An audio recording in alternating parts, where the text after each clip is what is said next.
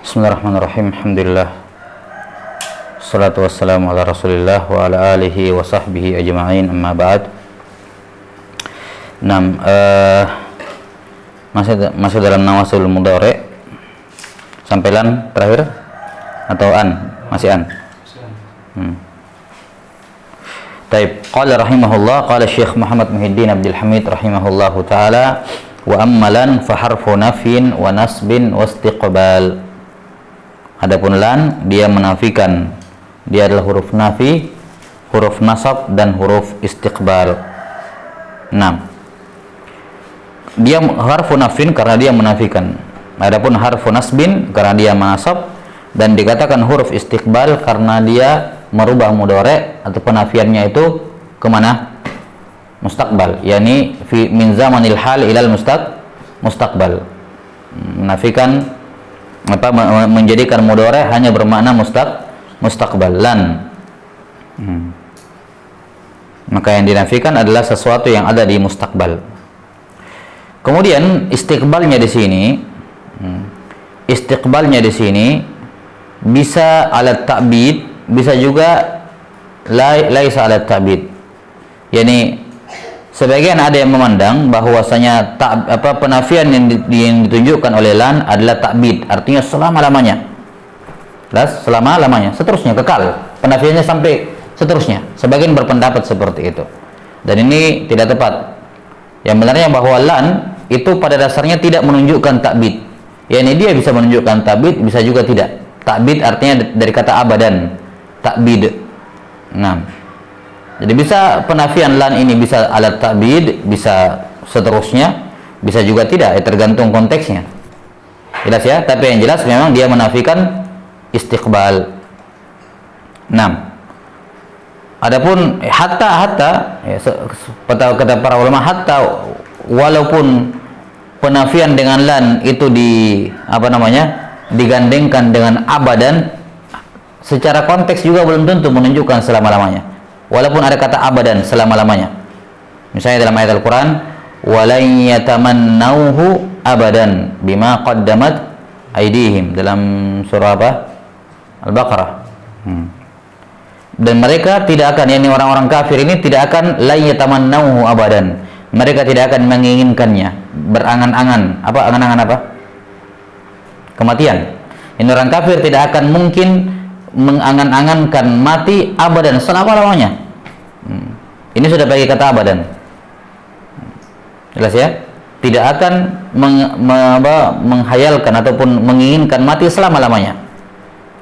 Tapi bersamaan dengan itu, pada hari kiamat ketika mereka dalam neraka, mereka menginginkan apa? Kematian. Wa qalu wa nadau ya Malik liyaqdi alaina rabbuk. Dan mereka berseru, wahai Malik, hendaknya lah Tuhanmu, atau berdoalah kepada Allah agar Allah mematikan kami. Maka di sini mereka yatamannaunal maut. Mereka berangan-angan supaya mati saja. Ya, menunjukkan bahwa kata lan yang tersebut dalam ayat wala yatamannauhu tidak menunjukkan apa? Ta'bid, tidak menunjukkan selama-lamanya. Bahkan walaupun dalam ayat diperkuat dengan kalimat abadan, ternyata enggak selamanya juga. Jelas sampai sini? Maka kita katakan lan, ya, 6 bisa bermakna apa? Bisa bermakna alat ta'bid, seterusnya bisa juga tidak, tapi pada dasarnya tidak, tergantung konteks. Tergantung konteks. Allah Ta'ala juga berfirman tentang Nabi Musa apa? Lan tarani, ketika dia minta agar bisa melihat Allah, Allah mengatakan apa? Lan tarani, engkau tidak mampu melihatku. Lan, apa maksudnya di sini? Ya, ini di dunia kamu tidak bisa melihatku, tapi hari kiamat bisa. Jelas sampai sini? Maka lannya la yufidut ta'bid. Ini yang benar dalam makna lan. Memang betul lan itu menafikan mustaqbal, tapi bukan berarti mustaqbal selama-lamanya. Enggak. Jelas ya? Qala rahimahullah, wa misaluhu qawluhu ta'ala lan nu'mina lak.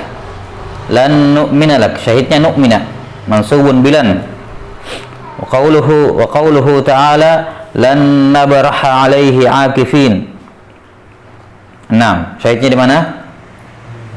Nabraha. Akifin apa i'rabnya? Ya, khabar Khabar nabraha? Iya, khabar dari nabraha. Mana ainal isim? Ya, domir mustatir nahnu. Ya, yakni lan nabraha nahnu ya akifin. Ya, akifin khabar bagi nabrah. Teman-temannya apa yang nabrah? Kana. Iya. Kana. Teman-temannya kana. Alaihi muta'alliq ke akifin. Kami itikaf di seputarnya. Maka ini apa? Alaihi muta'alliq dengan akifin, bukan nabrah. Wa qauluhu ta'ala lan tanalul birra. Syahidnya tanalu mansubun bilan wa alamatu nasbihi hadfun nun. Ya. Wa alamatu nasbihi hadfun nun. Ya, wa al-fa'il waul jama'. Ya, waw al-jama'. Al-birra maf'ulun bihi. Baik, la bas. Summa qala rahimahullah wa amma idzan fa harfu jawabin wa jazaa'in wa nasbin. Adapun idzan i'rabnya adalah harfu jawabin wa jazaa'in wa nasbin.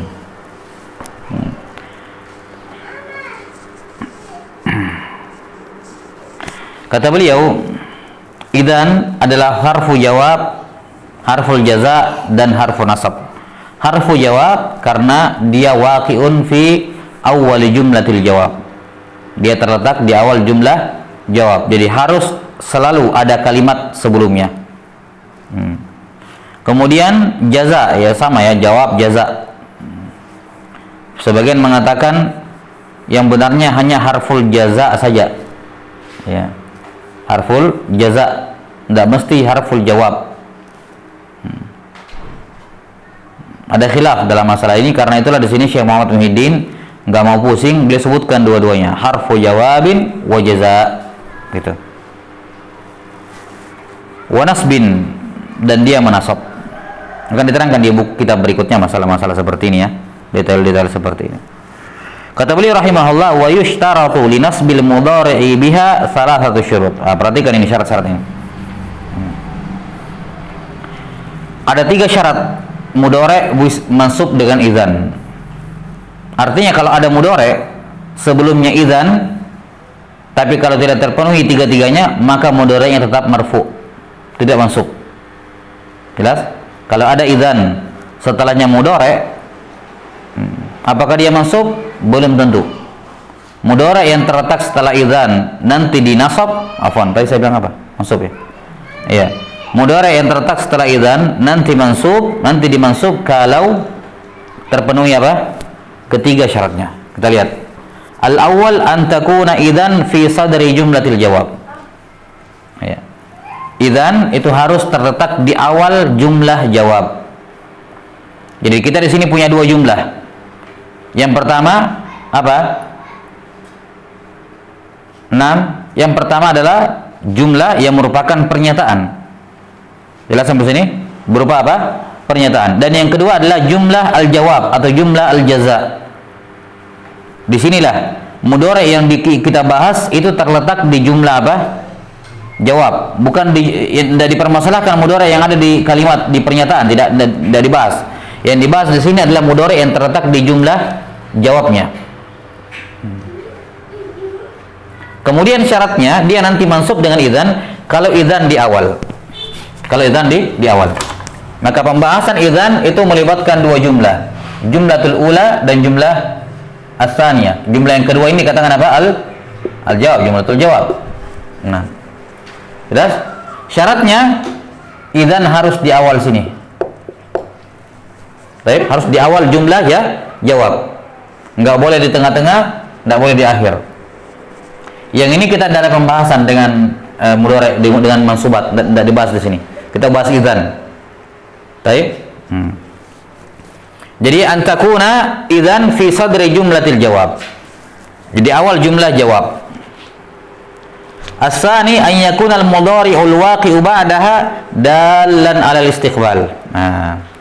Syarat yang kedua, mudhari' yang terletak setelahnya, ini mudhari' terletak setelahnya, ini menunjukkan apa? Istiqbal. Apa artinya? Apa maksudnya? Berarti tidak boleh bermakna hal. Tidak boleh bermakna hal. Kapan mudhari'nya setelah idzan bermakna hal, maka mudhari'nya tetap marfu, tidak mansub. Idzannya tidak beramal. Idzannya tidak beramal. Jadi ini syarat idzan beramal. Jadi mudhari' al-waqi' ay yakuna al-mudhari'u al-waqi'u ba'daha, bahwa mudhari' yang terletak setelah idzan itu harus menunjukkan makna istiqbal. Kapan menunjukkan makna hal, maka maka idzannya tidak beramal. Dan syarat yang ketiga, as-salisu alla yafsila bainaha wa bainal mudhari'i fasilun. Ini syarat yang ketiga, tidak ada jeda di antara keduanya. Antara idzan dengan mudhari'nya tidak ada jeda. Tidak ada jeda. Tidak ada perantara di antara keduanya. Ghairu, kecuali yang diizinkan. Ini diizinkan boleh memperantarai antara idzan dengan mudhari'nya. Kalimat diizinkan artinya apa? Walaupun dia ada di antaranya, maka idzan tetap beramal.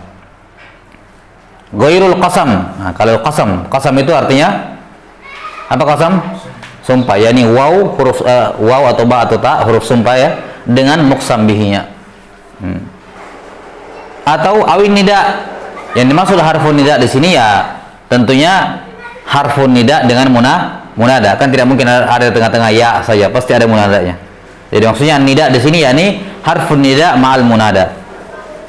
Au la nafiyah, atau yang memperantarainya adalah la nafiyah.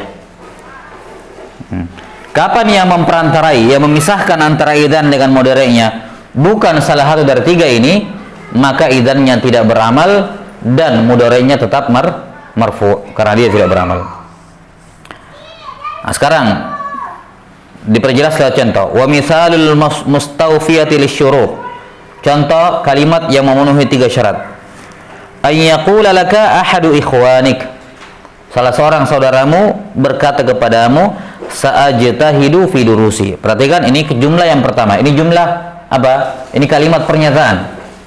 Seorang berkata, sa'ajtahidu fi durusi. Aku akan bersungguh-sungguh dalam belajar. Fataqulu lahu, kamu katakan kepadanya, idzan tanjah. Idzan tanjaha. Syahidnya idzan tanjaha. Kalau begitu, yakni kalau kamu betul-betul serius dalam belajar, tanjaha, kamu akan lulus. Ingat, akan, karena mudhari' setelahnya harus bermakna mustaqbal. Tidak boleh kalau begitu kamu lulus sekarang, enggak, tapi kamu akan lulus. Dan tidak ada jeda antara idzan dengan tanjaha, memenuhi tiga syarat. Idzan terletak di awal jumlah. Taib. Di sini beliau langsung menyebutkan perantara-perantara ya. Kita sebutkan dulu contoh-contoh yang tidak memenuhi syarat. Syarat yang pertama, idzan berada di awal jumlah jawab.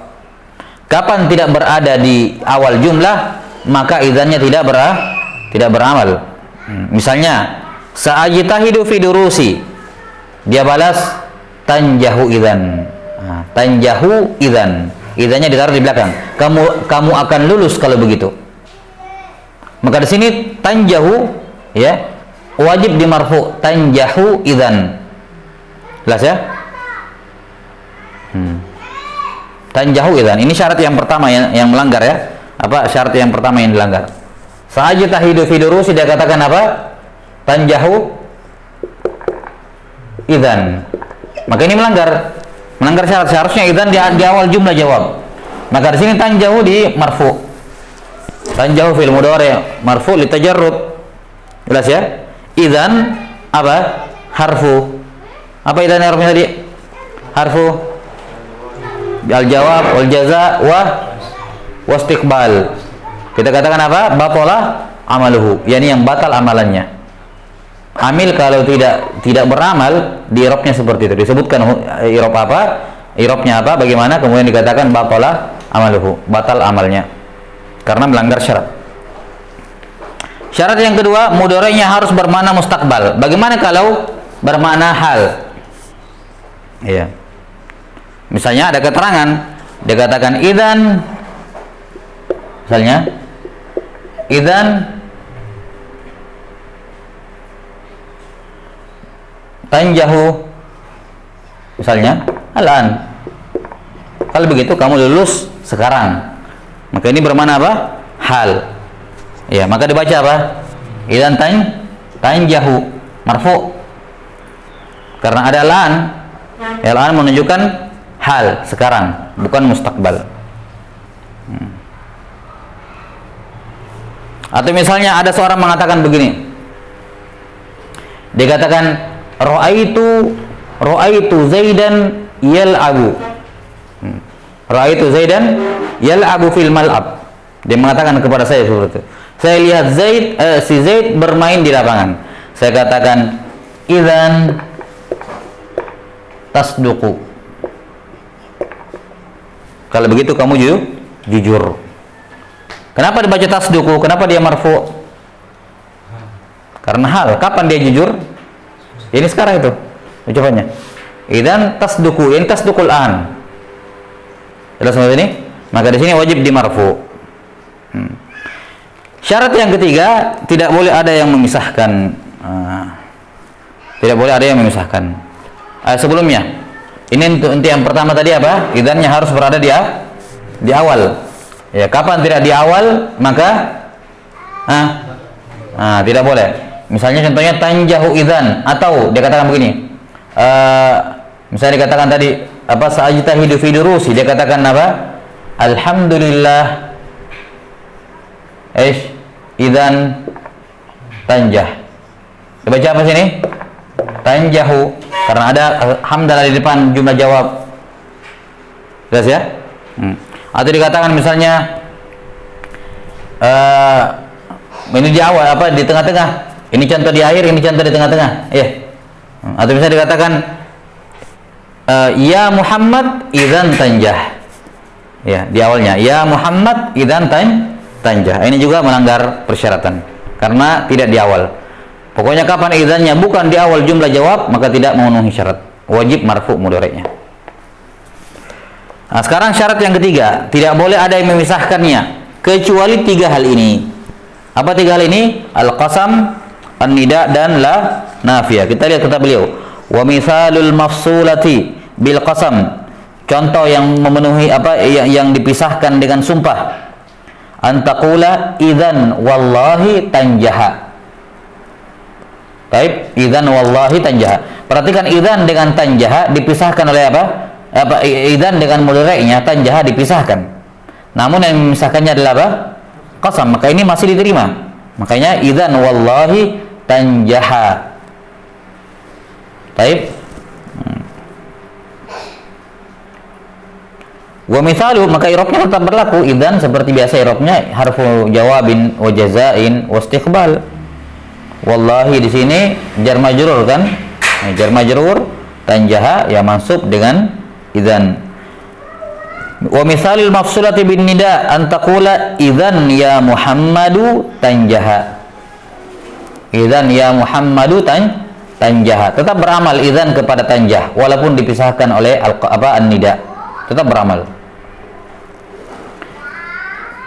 Wa mithalul mafsulah bila an-nafiyah. Contoh dipisahkan oleh la nafiyah. An taqul idzan la yakhiba sa'yuk.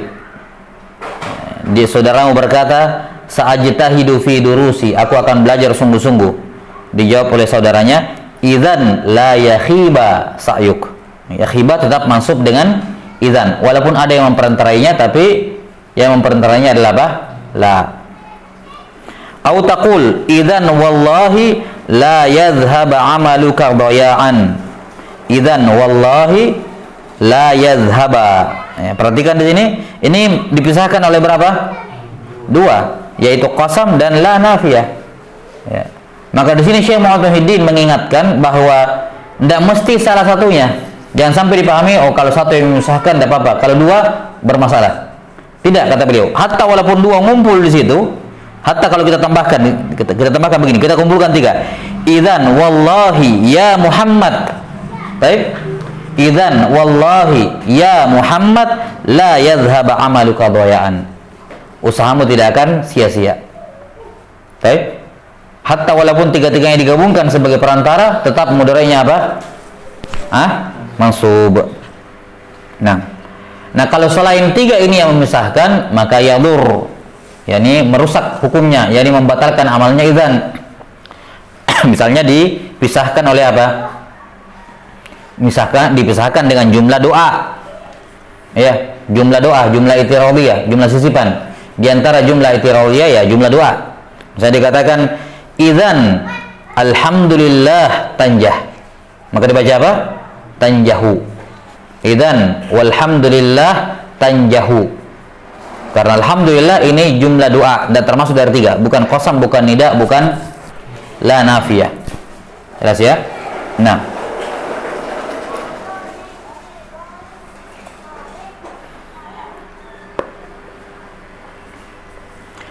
ini selesai pembahasan idzan.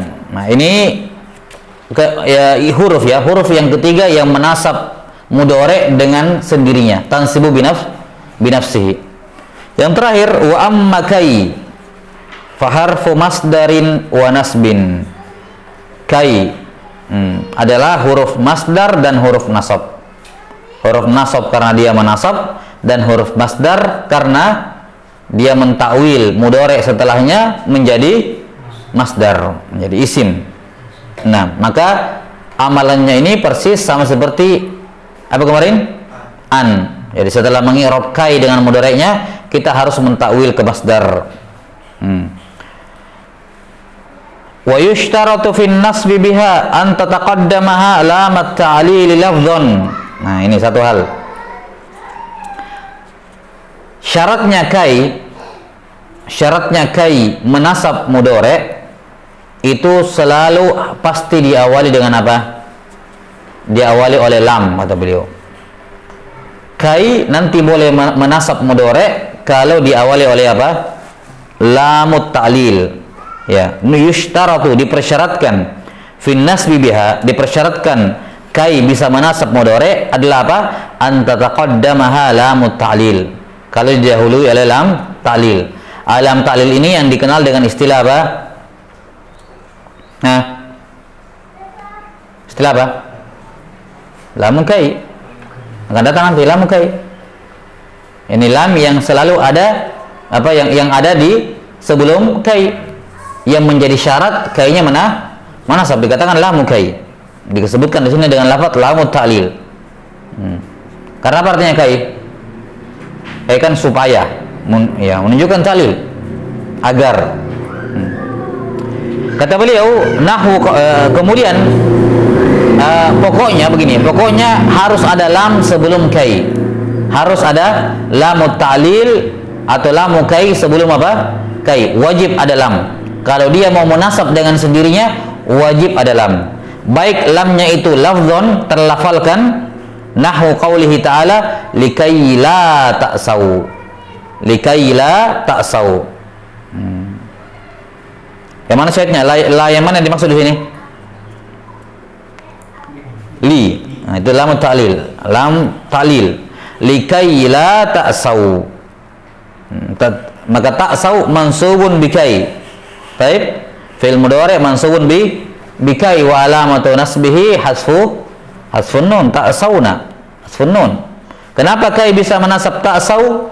Dikarenakan ada lam sebelumnya. Dan lamnya terlafalkan lafzan. Jelas? Au tataqaddamaha hadhihi lam taqdiran, ataukah tidak terlafalkan lamnya tapi dimuqaddar, dianggap ada lam di situ. Ada lam di situ. Nahwu qaulihi ta'ala kai la yakuna dulah. Kai la yakuna dulatan. Maka yakuna mansub dengan kai. Kenapa bisa kai yakuna mansub dengan kai? Karena ada lamnya sebelumnya. Mana lamnya? Muqaddara, dianggap ada di situ. Baik. Kata beliau, fa idza lam tataqaddamha hadhihi lamu lafdhan wala taqdiran kana an-nasbu bi an mudmarah. Kalau tidak didahului oleh lam, tidak lafdhan dan tidak pula takdiran, maka mudhari setelahnya mansub, tapi nasabnya dengan apa? An mudmarah.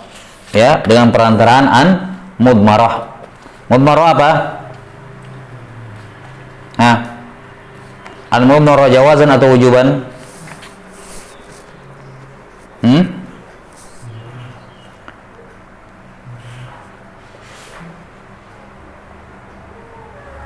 Wa kanat kai nafsuha harfa ta'lil, dan kai sendiri adalah huruf ta'lil, yakni huruf jar. Kai sendiri adalah huruf ta'lil atau huruf jar. Nah, jadi sini perhatikan muqaddarnya jawab, mudmarahnya apanya? Jawab atau wujuban?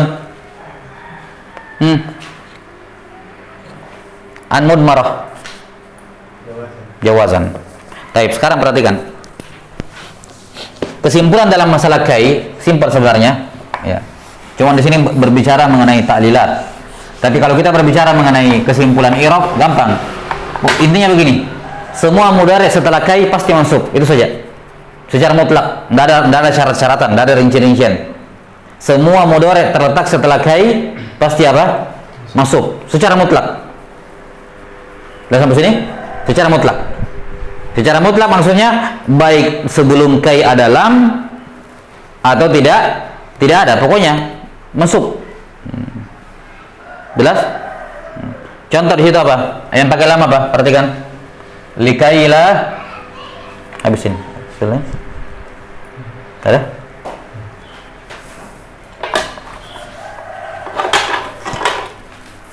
Cinta? Ada? Likaila tak sau. Yang kedua apa tadi? Kaila pakai lam ya. Kaila yakuna dulatan.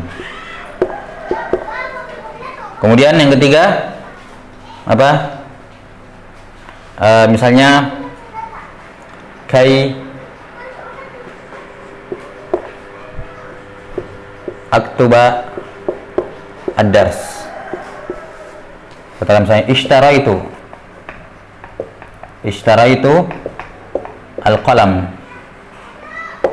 kai aktuba ad-dars. Perhatikan bentuk yang kedua. Di sini tak so masuk dikarenakan apa? Ada lam ini. Nama apa namanya? Lam kai atau lam ta'lil. Jelas? Yang kedua, katanya di sini juga masuk. Kenapa? Karena ada lam muqaddar. Ada lam muqaddar. Ini dianggap ada. Kalau antum bertanya, dari mana kita lihat ada dari mana kita bisa tahu di situ ada lam muqaddar atau tidak? Ya tergantung pembicara. Antum mau niatkan lam di situ atau tidak? Paham sini? Anggaplah ini bukan ayat, kita kayak ucapan biasa. Kayak ini nih. Kai aktubah. Di sini saya mau mau takdirkan lam atau tidak. Tergantung pembicara. Dan sebenarnya itu tidak terlalu berpengaruh. Seperti yang saya katakan, dalam tiga keadaan semua masuk. Nah, ini keadaan yang kedua, dikatakan ada lam tapi muqaddar. Keadaan yang ketiga, sebelum kai tidak ada lam sama sekali. Tidak lafzan dan tidak pula muqaddar. Maka bunurainya apa? Tetap masuk, tapi kali ini yang menasab adalah apa? An mudmarah jawazan. Yang menasab aktubah adalah an. Sudah sampai sini? Dan kai sendiri apa? Harfu apa sih itu disebutkan? Harfu ta'lil atau harfu apa? Harfu ta'lil? Harful jar maksudnya. Harfun jar. Sudah sampai sini? Perhatikan. Kai i'rabnya apa? Kalau di sini dia apa? Huruf harfu nasbin. Di sini kainya sebagai apa? Harfu nasbin. Di sini kainya sebagai harfu jar. Harfu ta'lil, harfu jar. Syahidnya adalah semua mudhari setelah kai semuanya apa? Masuk mutlak, nggak perlu dibahas. Pokoknya kai masuk. Yang dibicarakan di sini dalam kitab hanyalah pentaklilan, siapa yang menasabnya, apa yang menasabnya. Kalau begini yang menasabnya siapa? Kai. Kenapa? Ada lam di depannya, terpenuhi syarat. Ini lam i'rabnya apa ini? Lam apa di sini? Harfu jar. Baik, lam harfu jar. Lam talil. Talil lam. Kemudian di sini kainya sebagai apa? Sama harfu nasbin. Dan yang muqaddar ini juga apa? Harfu jar. Lam talil. Nah, kalau tidak ada apa-apa, maka yang menasab ini adalah an, bukan lagi kai. Kai bukan lagi huruf nasab di sini. Perhatikan, di sini kai huruf nasab, kai juga huruf nasab. Di sini kai bukan huruf nasab, dia huruf jar, yakni huruf talil. Sama seperti lam ini, haruf jar. Yang menasab siapa? An. Nanti akan disebutkan. Perantaraan an mudmarah wujuh jawazan. Ada sampai sini? Perhatikan. Ini agak sedikit ini ya. Karena ini huruf jar, ini kai, huruf apa? Nasab. Ya kan? Huruf apa? Masdar. Jelas? Huruf masdar. Kai bersama dengan ta'sau ditawil ke masdar. Jumlah tersendiri kan? Iya. Jumlah ini sampai sini apa mahalnya? Fi mahalli jarrin dengan haruf jar. Ini sama kan? Ini kita katakan fi mahalli jarrin bila miljar mahdzuf atau bila miljar muqaddarah. Kalau ini sampai an, fi mahalli apa? Jar dengan kai. Jadi tetap ditakwil ke masdar, tapi yang mentawil ke masdar apa? An. Kalau ini sebelumnya yang mentawil ke masdar kai. Kalau di sini yang mentawil ke masdar an, dan kai berfungsi sebagai huruf jar fi mahalli jar.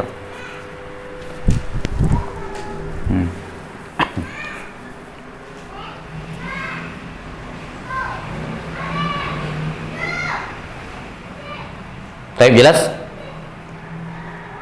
Jadi untuk kai, kalau kita berbicara dari sisi i'rab nggak usah pusing. Pokoknya setelah kai pasti mudhari, apapun keadaannya. Cuman yang diperbincangkan adalah apa? Apa yang menasab?